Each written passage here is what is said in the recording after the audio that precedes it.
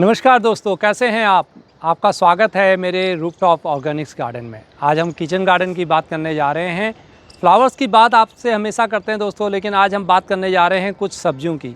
दोस्तों, ऋतु परिवर्तन होने वाला है, बसंत का मौसम आने वाला है और साथ में उसके पश्चात हमारी गर्मियाँ शुरू हो जाएंगी। और जब गर्मियाँ शुरू हो जाएंगी तो हमें भी अपने गार्डन को कुछ बदलना होता है, इसका लुक भी हमारा बदल जाता है। जो अभी तक हमने सर्दियों में उगाया है उसके अलावा कुछ अभी से हमें तैयारी कर लेनी है, अदरवाइज़ हम फिर पीछे रह जाते हैं। क्योंकि जब मई जून की गर्मी बहुत ज़्यादा पड़ती है ना, तब हमारे गार्डन में कुछ नहीं हो पाता है। क्योंकि दिल्ली जैसे शहर के अंदर जब टेम्परेचर 45-46 डिग्री जाता है तो जो चीज़ें लगाई होती हैं वो भी ख़राब हो जाती हैं। तो हमारे पास अब फरवरी, मार्च, अप्रैल, मई, लगभग मई का आधा महीना आप कर सकते हैं, ये 3 महीने ही हैं। मैंने अपने गार्डन में कुछ मूलियाँ लगाई हुई हैं जो आप ये देख रहे हैं। क्या मैं आपको दिखाऊँ? ये देखिए, ये हमारे अपने गार्डन का अपना रिज़ल्ट है जो हमें मिलता है। इस प्रकार की मूलियाँ अगर हम लगाते हैं तो हमें बहुत बेहतरीन रिज़ल्ट मिलता है। हालांकि इस बारी मेरे मूली लगाने में कहीं पर थोड़ा सा गड़बड़ भी हुई, क्योंकि मेरे अभी मूलियों का साइज़ बहुत अच्छा भी नहीं बना। ये देखिए, लंबी वाली मूली है, ये आप देखेंगे छोटी छोटी साइज़ आया है। हो सकता है शायद इसमें गोबर की खाद की कमी हो, लेकिन इसके अंदर हमें इसी प्रकार के बहुत बेहतरीन रिज़ल्ट मिले हैं। इस प्रकार से हमें ये बहुत अच्छे रिज़ल्ट हमें इसके मिल जाते हैं। और ये देखिए कितनी अच्छी इसकी हमें ये साइज़ देखने को मिल रहा है। मैंने आपको बीच में अपने वहाँ दिखाया, अब तो काफ़ी ख़त्म भी हो गए हैं। बीन्स, सेम वगैरह ये काफ़ी हमारे पास होते रहते हैं, सब्जियाँ इनकी आती रहती हैं। ये आप देख सकते हैं, देखिए ये थोड़ा सा 2-4 शायद हमने बीज के लिए छोड़ दिए हैं। सिर्फ मूली की ही बात नहीं हो रही दोस्तों, अभी हमारी ब्रोकली होनी है, गोभी होनी है, हरा धनिया हमें मिल रहा है और भी बहुत सारी चीज़ें हम अपने गार्डन से भी लगातार ले रहे हैं। हालांकि सर्दियों में मेरा जो ज़्यादा एफर्ट्स होता है वो ज़्यादातर फ्लावरिंग पर होता है, और इस वक्त हमारी फ्लावरिंग भी बहुत हुई। ढेर सारी हमारी गुलदाउदी हुई थी जो मैंने आपके साथ शेयर की है। और दोस्तों, टमाटर भी मेरे खूब अच्छे लग रहे हैं। देखिए, मैंने आपके साथ पीछे भी टमाटर का वीडियो भी एक शेयर किया था। अब ये धीरे धीरे टमाटर पकने वाले हो रहे हैं। मैंने आपको ये भी बताया है कि अगर हमारे वहाँ जैसे बंदर आते हैं तो ये इस प्रकार के हल्के हल्के जब येलोइश होने लगते हैं ना, तो हम इनको तोड़ के रख लेते हैं। इनको लाल नहीं होने देते, क्योंकि अगर बंदर की नज़र लाल टमाटर पर पड़ती है तो वो इनको छोड़ते नहीं। हरे टमाटरों को अक्सर बंदर पसंद नहीं करते हैं, तो वो उनको ये टेस्ट नहीं आता है, तो इनको ज़्यादा छेड़ाखानी वो करते नहीं है। आप देख रहे हैं भर भर के हमारे किचन गार्डन से पीछे भी हमारा बहुत ज़्यादा भरा हुआ है। मैं आपको दिखा पाऊँ, ये देखिए, यहाँ भी आप देख रहे हैं पूरे भरे हुए हैं। और एक एक, दो दो, तीन तीन ऐसे टमाटर हम डेली तोड़ के ले जा रहे हैं। तो इस प्रकार की फ्रूटिंग हमें इन सर्दियों के अंदर भी मिल रही है। लेकिन दोस्तों, अभी टमाटर का सीज़न अभी स्टार्ट हो रहा है, यानी कि अगर अभी आपने टमाटर की पौध लगा ली हो तो आपको फरवरी, मार्च, अप्रैल बहुत अच्छी इसके अंदर आपको रिज़ल्ट मिलेंगे। आप देखेंगे इस प्रकार के टमाटर के मेरे प्लांट्स और भी तैयार हो रहे हैं। हालांकि इनमें भी अभी आएगा, लेकिन इसमें इतने अच्छे रिज़ल्ट हमें पुराने वाले में नहीं मिलेंगे। लेकिन नए टमाटर के मेरे काफ़ी प्लांट्स मैंने लगा रखे हैं। बहुत ज़्यादा मैं नहीं लगाता हूँ, क्योंकि फिर बंदरों का अटैक बहुत हो जाता है। मैं आज की वीडियो में आपको कुछ सब्जियों के बारे में बता रहा हूँ कि जिनको हम आगे आने वाले सीज़न के लिए तैयार कर सकते हैं, लगा सकते हैं। और पूरी विधि मैं आपको बताऊँगा। अगर आपने ये 5 चीज़ें ध्यान रखनी है, अगर आप इनमें से कुछ भी लगाना चाहते हैं तो आप 5 चीज़ों का ध्यान रखिए। सबसे पहले नंबर 1 है सनलाइट। देखिए, कोई भी चीज़ को, फूल के लिए हो या फ्रूटिंग के लिए हो, सनलाइट का होना बहुत आवश्यक है। और वो भी कंटिन्यूअस धूप होनी चाहिए। और अगर 7 बजे से लेकर 12 बजे तक की मॉर्निंग की धूप आती है, 10 से लेकर 2-3 बजे की धूप आती है, तो वो बहुत बढ़िया है। अगर आपके वहाँ धूप दोस्तों अगर 2 बजे से लेकर शाम को आती है ना, तो वो धूप ढलान वाली हो जाती है, उसमें उतनी ताकत नहीं रहती है। इसलिए मॉर्निंग वाली धूप जो होती है वो बेस्ट होती है।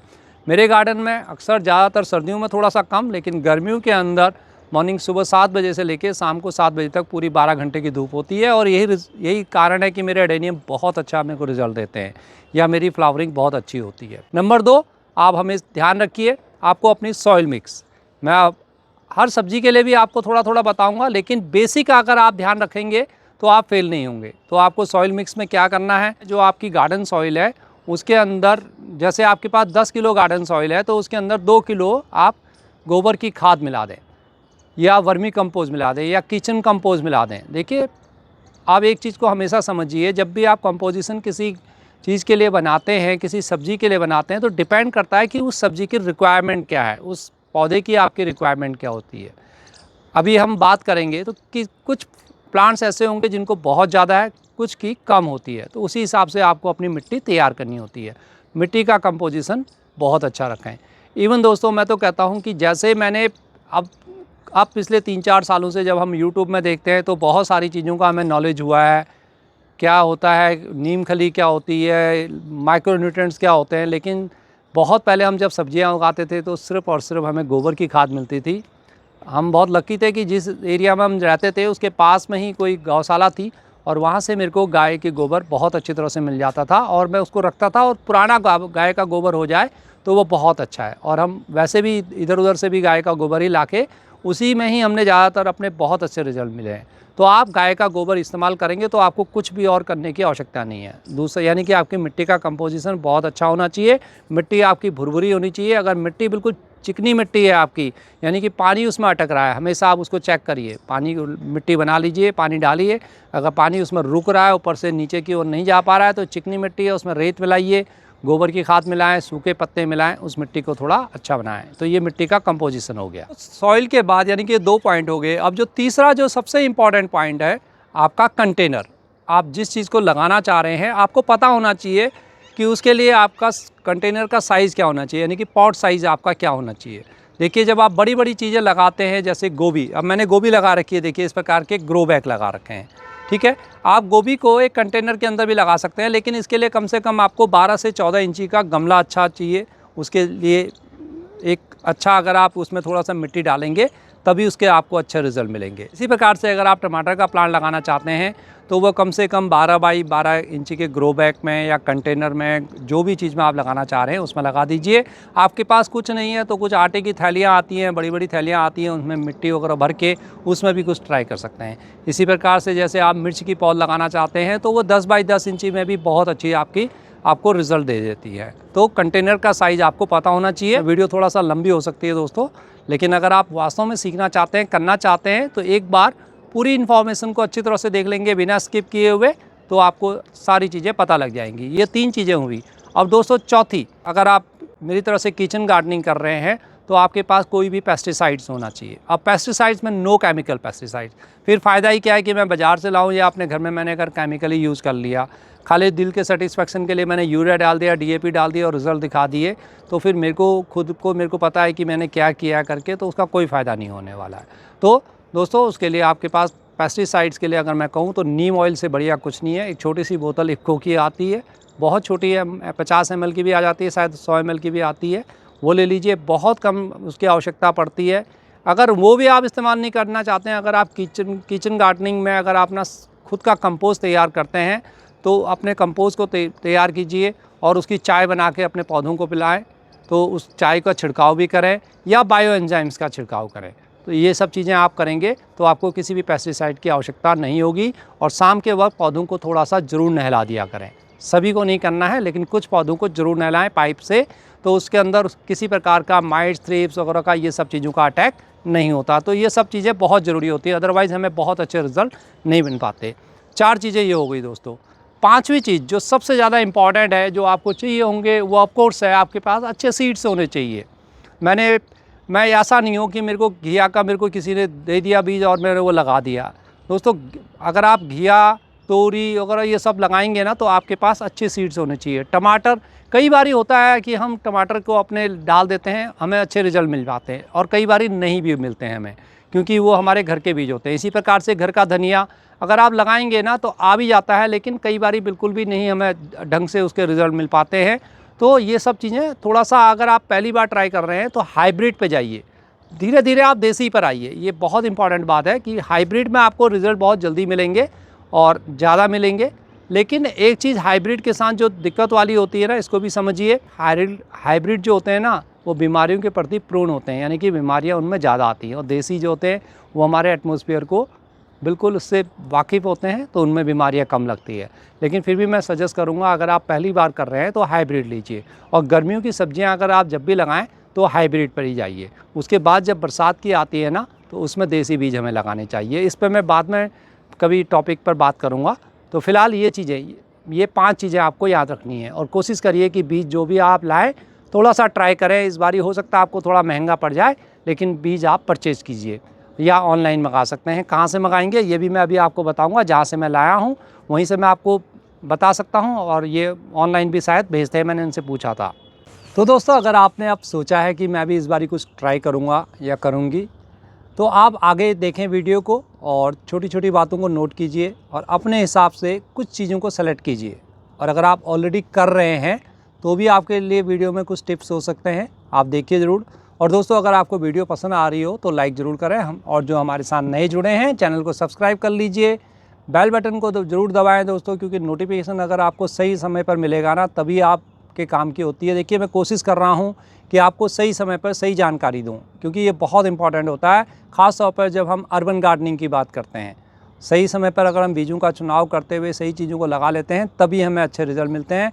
अगर हम अपनी गार्डनिंग में 1 महीना पीछे हो जाते हैं या 15 दिन भी पीछे हो जाते हैं तो उसका बहुत फ़र्क पड़ता है, क्योंकि क्लाइमेट हमारे हिसाब से नहीं होता है। तो आगे बढ़ते हैं। तो मैं सबसे पहले देखिए, एक सबसे ईजी वाली सब्ज़ी की मैं आपसे बात करूँगा। ये आप देख रहे हैं, ये देखिए मैं लेके आया हूँ, हाइब्रिड वैरायटी है ये, और ये है समर स्क्वैश, यानी कि छप्पन कद्दू जिसको हम बोलते हैं। ये बिल्कुल छोटे से होते हैं, इतने से साइज़ में आपने ज़रूर देखे होंगे। छप्पन कद्दू नाम है इसका, और बहुत अच्छा इसका टेस्ट आता है। और गर्मियों में जब आप इसकी मार्च अप्रैल में इसकी हार्वेस्टिंग करेंगे ना, आपको बहुत आनंद आएगा। और खूब सारी क्वांटिटी के अंदर ये आती है, और मैं इसको हर साल लगाता हूँ। तो छप्पन कद्दू लगाने के लिए मिट्टी आपको भुरभुरी चाहिए, खाद की बहुत ज़्यादा आवश्यकता नहीं है। बस आप 4 भाग अपनी मिट्टी बनाइए, 4 या 5 भाग अपनी गार्डन सॉइल लीजिए। किचन कंपोस्ट है तो 3 या 4 भाग मिला दें। गोबर की खाद है तो 2 भाग मिला दीजिए दोस्तों। 1 भाग रेत मिला दीजिए, या 1 आध भाग में कोकोपीट वगैरह है, अदरवाइज़ नहीं मिलाइए, कोई ज़रूरत नहीं है। क्योंकि थोड़ा सा गर्मियों में कोकोपीट इसलिए कह रहा हूँ मैं आपसे, या राइसस, अगर आपकी मिट्टी जो अगर भुरभुरी हो जाएगी और थोड़ा सा मॉइस्ट होगी ना, उसके अंदर मॉइस्चर को होल्ड करेगी, तो आप पानी आपको बहुत ज़्यादा डालना नहीं पड़ेगा। क्योंकि मार्च अप्रैल में थोड़ा सा गर्मी बढ़ जाती है, तो फिर बार बार हमारी मिट्टी सूखने लग जाती है, इसलिए। और अदरवाइज़ आप अपनी मिट्टी में अगर किचन कंपोस्ट को अच्छी क्वांटिटी में मिला देंगे, 50% वो 50% अपनी गार्डन सॉइल, तो कोई और कुछ और चीज़ मिलाने की आपको आवश्यकता ही नहीं है। ये सभी सब्जियों के लिए है। तो छप्पन कद्दू ये आप मिला सकते हैं। उससे पहले मैं आगे बढ़ूँ, मैं आपको ये दिखा दूँ कि मैं बीज जो लाया हूँ ना, ये देखिए ओमेक्स के लेके आया हूँ। ये बहुत अच्छी क्वालिटी मेरे को लगी है, पिछले 2-3 सालों से मैं इसी को यूज़ कर रहा हूँ दोस्तों। मैंने इनको फ़ोन करके ट्राई किया था कि आप ऑनलाइन भेज देंगे, इन्होंने बोला हाँ, लेकिन फिर मेरे को खुद ही जाना पड़ा मेरे वहाँ से, हालांकि थोड़ा सा दूर था, 25-30 किलोमीटर। क्योंकि दोस्तों मेरे को ऑनलाइन में लगा कि ये थोड़ा सा महंगे पड़ते हैं, लेकिन आप लोग इसको ऑनलाइन से मंगा सकते हैं। मैं इसका व्हाट्सअप नंबर आपको दे दूँगा, तो आप इनसे व्हाट्सअप पर इन बीजों को आप मंगा सकते हैं। तो ये है मेरे जुकनी के बीज देखिए, और ये ग्रीन कलर है, ये येलो और ये राउंड, ये तीनों ही बहुत अच्छे हैं। आप किसी भी एक वैरायटी को लगा सकते हैं। और दोस्तों, अगर आपके पास थोड़ा सा स्पेस है तो आप इन तीनों को भी लगा सकते हैं, इसमें ये आपकी चॉइस है। और इसको लगाने के लिए जैसे मैंने बताया, मिट्टी आपकी बिल्कुल भुरभुरी होनी चाहिए। जो अभी आपने छप्पन कद्दू के लिए लगाई थी उसी वैरायटी का ये है। इसमें आप गोबर की खाद थोड़ा सा ज़्यादा डालेंगे तो आपको बहुत अच्छे रिजल्ट मिलेंगे। और अगर गोबर की खाद आपके पास नहीं है तो इसमें कोशिश करिए कि थोड़ा सा आप बोन मिला दें। वो भी अगर आप इस्तेमाल नहीं करना चाहते हैं किसी रीज़नवश, तो आपको फिर इसमें रॉक फॉस्फेट थोड़ा सा मिलाना पड़ेगा अपनी मिट्टी के अंदर। 1 भाग मिला दीजिए रॉक फॉस्फेट को। जितना भी मिट्टी आपने बनाई है उसको भागों में बांट लें बराबर, और उसमें 1 भाग यानी कि कम से कम जिस भी चीज़ से आप नाप रहे हैं उसमें 1 भाग रॉक फॉस्फेट ज़रूर मिलाइए, या 2-3 चम्मच आप उसमें बोन मील मिला दें। ये आपने ध्यान रखना है, आपका फ्रूटिंग साइज़ बहुत अच्छा होगा, चमकीला होगा दोस्तों। तो इस वक्त मेरे पास तोरी के बीज नहीं है, क्योंकि वो हम अपने ही यूज़ करते हैं, और वो भी मैंने निकाले नहीं हैं। तो इस वक्त तोरी अगर आप लगाएंगे ना, तो आपको गर्मियों में तोरी के भी बहुत बेहतरीन रिजल्ट मिलते हैं। तो दोस्तों, अलग अलग शायद नैनुआ भी इसको कहा जाता है, आपके रीजन में इसको आई डोंट नो कि क्या कहते हैं। देखिए, ये तोरियाँ हमारी होती हैं, तो ये भी साइज़ हमारे वहाँ बहुत अच्छा आता है। इसमें भी 2-3 वैरायटी आती है, जो भी वैरायटी आपको अच्छी लगती हो वो आप ले सकते हैं। लेकिन इस वक्त कोशिश करना देसी बीज ना लगाते हुए हाइब्रिड लगाना। और मिट्टी आप कुछ भी रखिए, बहुत ईजिली होता है। फसलों में सबसे ज़्यादा आपकी तोरी बहुत ईजिली होती है। बस मिट्टी में लगा दें इसको, और थोड़ा सा पानी सही समय पर डालें, मिट्टी में थोड़ा खाद अच्छी हो, कुछ और मिलाने की आपको आवश्यकता ही नहीं है। आपको तोरी के बहुत अच्छे रिजल्ट मिलेंगे। लेकिन तोरी के विपरीत जो सबसे ज़्यादा नखरे वाला प्लांट होता है और जिसको सबसे ज़्यादा मेहनत की ज़रूरत पड़ती है ना दोस्तों, वो है ये। अगर आप इसको एज ए चैलेंज स्वीकार करते हैं कि मेरे को लगाना है, तभी आप इसको आगे बढ़ना। जी हाँ, आप सही देख रहे हैं, ये है घिया। घिया दोस्तों अभी तक जो हमने सब्जियों की बात करी ना, वो सब छोटे छोटे कंटेनर के अंदर हो जाते हैं। मैंने इनका कंटेनर का साइज़ आपको नहीं बताया। ये 12 बाई 12, 12 बाई 14, 14 बाई 14, उससे आगे जितने भी कंटेनर में लगाएं बड़े बड़े, मतलब सब में आप लगा सकते हैं। मिनिमम इनके लिए 12 बाई 12 का कंटेनर आपको चाहिए। एक कंटेनर के अंदर 12 बाई 12 में एक ये लगा दीजिए, या जुकनी दूसरी लगा दें, 56 कद्दू लगा दें, तो आपको रिज़ल्ट मिल जाएंगे। बड़े वाले ग्रो बैग हैं तो 1-1 फुट की दूरी पर इनको लगा दें तो आपको बहुत अच्छे रिज़ल्ट मिल जाएंगे। लेकिन दोस्तों घिया के लिए जब भी हम बात करेंगे तो आपका कंटेनर ऐसा हो जिसमें कम से कम 40 से 50 किलो मिट्टी आती हो। तो आप अगर आपके पास बड़ा सा कोई कंटेनर है, बड़ा सा ग्रो बैग है, तो उसके अंदर, जिसके अंदर आपके 60-70 किलो मिट्टी आई हुई है, उसके अंदर 2-3 पौध लगा दें। और हाँ, घिया को इस सीज़न में लगाने के लिए आपको मचान बनाने की आवश्यकता नहीं पड़ती है, क्योंकि गर्मियाँ होती हैं, जब लू चलती है तो इसका प्लांट बहुत जल्दी ख़राब होता है। तो आपको थोड़ा इसको ज़मीन में ही रखना होगा। वो सब चीज़ें हम आपको बाद में बताते रहेंगे हमारे साथ साथ, क्योंकि इन सब चीज़ों का ना अपडेट मैं आपको देते रहूँगा कि आपने कैसे करना है, क्या करना है।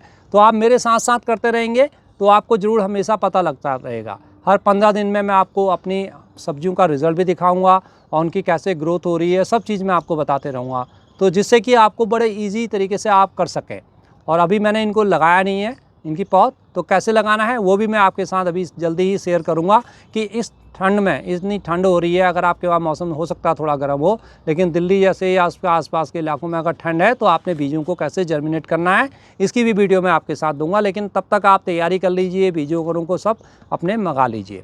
तो घिया की अगर हम बात करें, जब हम घिया की बात करते हैं तो बहुत ज़्यादा भोजन इसको चाहिए होता है। गोबर की खाद अगर आपके पास है तो 30 से 40% गोबर की खाद मिलाइए। अगर आपके पास किचन कंपोस्ट है तो आप 40% मिट्टी रखें, 60% आप यानी कि 6 भाग किचन कंपोस्ट के रखिए, तब आपकी घिया अच्छी होंगी। मिट्टी खूब अच्छी भुरभुरी हो जाएगी आपकी। और अगर आप मिट्टी कैसी भी हो ना, अगर आप 60% 70% तक अगर अपने किचन कंपोस्ट को यूज़ करेंगे तो मिट्टी अपने आप हो जानी अच्छी हो जाएगी। मुझे मालूम है बहुत सारे आपके पास ना ये सब चीज़ें नहीं होंगी, तो आप वर्मी कंपोस्ट का प्रयोग करें। वर्मी कंपोस्ट को 3 भाग या 4 भाग उसके मिला लीजिए घिया के लिए, तो आपको बहुत बेहतरीन रिज़ल्ट मिलेंगे और मिट्टी भी आपकी बहुत अच्छी भुरभुरी हो जाएगी। तो घिया आप ज़रूर ट्राई कर सकते हैं, धूप अगर आपकी दोस्तों अच्छी आती हो। ये देखिए, ये 2 मेरे पास पैकेट हैं, ये है मेरे पास देसी और ये है मेरे पास हाइब्रिड। जी हाँ, मैं बात कर रहा हूँ ककड़ी की।